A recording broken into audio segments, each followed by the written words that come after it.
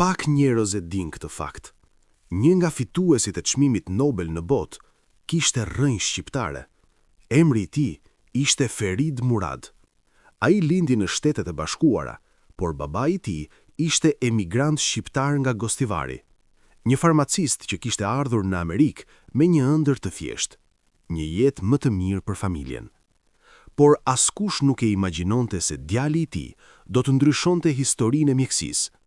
Sipas Akademisë Suedeze të Shkencave, në vitin 1998, Ferid Murad fitoi çmimin Nobel në mjekësi për zbulimin e rolit të oksidit nitrik në trupin e njerëzit.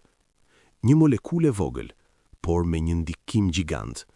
Ky zbulim ndryshoi mënyrën se si trajtohen sëmundjet e zemrës, presioni i gjakut dhe shumë probleme të tjera kardiovaskulare. Miliona pacientë në botë përfituan nga ky zbulim. Dhe në thelb të kësaj historie është një fakt që rrallë përmendet. Rrënjët e këtij shkencëtari lidhen me një familje shqiptare emigrantësh. Një histori që tregon diçka të thjeshtë.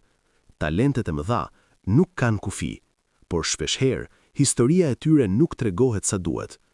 Sa shqiptarë dinë sot se një nga fituesit e Nobelit kishte origjinë shqiptare, dhe sa histori të tjera të tilla janë harruar.